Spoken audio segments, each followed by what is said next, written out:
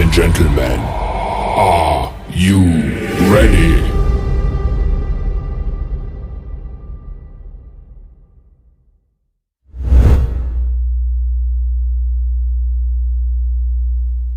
শিরের শারদ প্রাতে বেজে উঠেছে আলোকমঞ্জিত, ধরণীর বহিরাকাশে অন্তরিত মেঘমালা।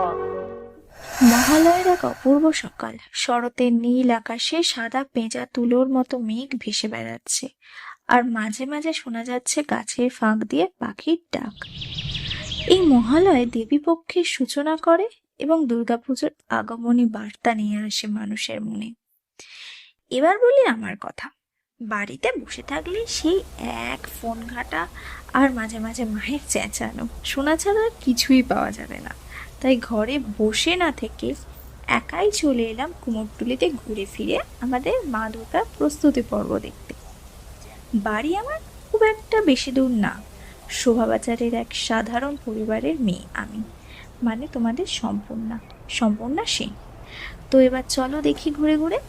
হ্যালো, সে কখন ধরে দাঁড়িয়ে আছি? আর কতবার 15 মিনিট বলবি? তোর 15 মিনিট মানে তো 1 ঘন্টা 15 মিনিট।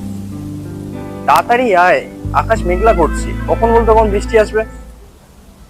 তাড়াতাড়ি আয় ভাই।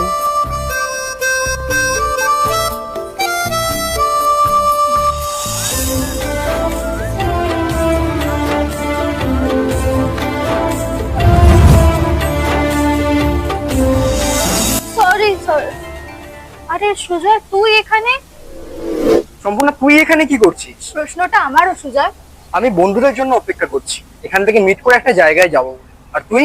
তোর যেমন বাবা এত মেয়ে বন্ধু আছে, আমার তো আর এত মেয়ে বন্ধু নেই, তো সেই জন্য আমি একাই ঠিক আছি, আমি একাই এসেছি। ও হ্যালো, আমারও সেরকম কোনো মেয়ে বন্ধু নেই। আর আজ আমি সুবীর আর অঙ্কিতার সাথে যাচ্ছি। আশা করি তুইও ওদেরকে চিনিস, আমার কলেজ ফ্রেন্ড। আর কিছু? আমার বাড়ি এখানেই, আশা করি তুই সেটা নিজেও খুব ভালো করে জানিস।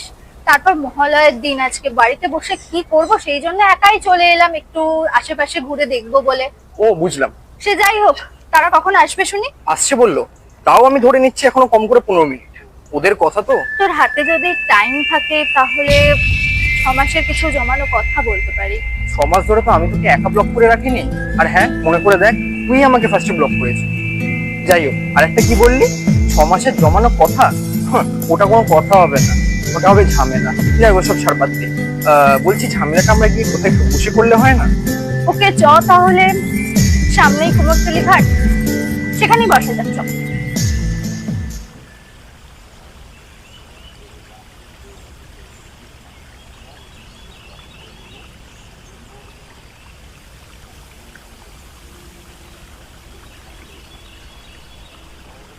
বল, তারপর কেমন আছিস?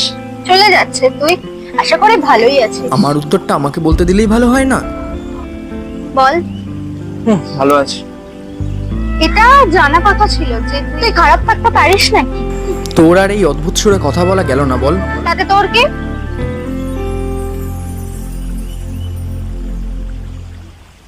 বাহ, খুব সুন্দর দেখতে তো আংটিটা।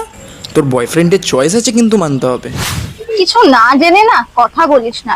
এই আংটিটা না আমার বাবা আমাকে জন্মদিনে গিফট করেছে। হ্যাঁ, আর সবাইকে নিজের মতো কেন ভাবিস বল? ও হ্যালো, নিজের মতো মানে?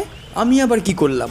ওয়াও, কেমন বলছে আবার কি করলাম? কে কোথায় আছো? হাততালি দাও এই ভুলোটার জন্য। খুব সম্পূর্ণা, আজ অন্তত সিন ক্রিয়েট করিস না, এতদিন পর দেখা হয়েছে। শোন, আমি কিছু করিনি। আজ থেকে 6 মাস আগে দুর্গাপুরে পিসির বাড়ি গিয়ে একটা মেয়ে এসে, বাবা কি সেই ছবি তোলার ধরন, মনে হচ্ছিল আমি না সেই মেয়েটা তোর বেস্ট ফ্রেন্ড। সম্পূর্ণা, এই ছিল তোর আমার ওপর অভিমানের বিষয়? এটা অভিমান নয়, সেদিনের পর থেকে তোকে কিছু জিজ্ঞাসা তো দূরের কথা, আমার তোর কথা পর্যন্ত শুনতে ইচ্ছা করছিল না। আচ্ছা সম্পূর্ণা, একটা কথা জেনে রাখ, বাস্তবে মানুষ চোখে যা দেখে সবসময় কিন্তু তা সত্যি হয় না। কিন্তু সুজয় ওরকম ভাবে সেলফি পজিশনে তারপর কাঁধে হাত দিয়ে কে ছবি তোলে?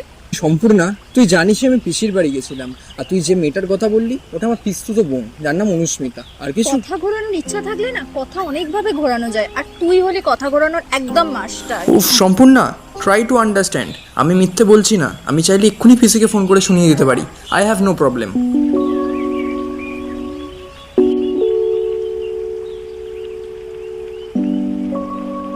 সম্পূর্ণা, কী ভাবছিস এত?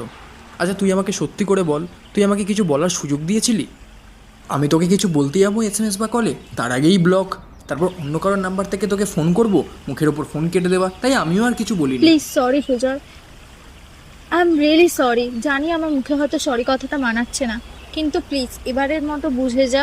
কিন্তু একটু বোঝো ব্যাপারগুলো। হয়তো তুমি চোখে যা সবসময় দেখো তা হয়তো বাস্তবে কোনো মিলই নেই, বাস্তবে হয়তো সেটার সাথে কোনো সম্পর্কই নেই। না জেনে শুনে কোনো কথা তুমি বলো না, এতে এতে শুধুমাত্র সম্পর্ক না, অনেক কিছুরই ক্ষতি হতে পারে।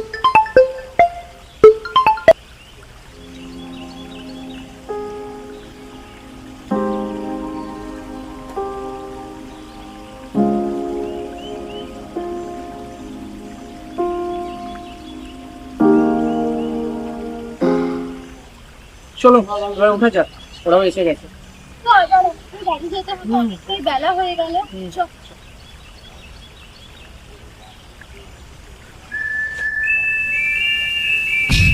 আজ থেকে আমাদের বন্ধুত্ব নতুন করে শুরু হলো, এরপর থেকে প্রত্যেকটা পুজো শুধু তুই আর আমি। ওকে।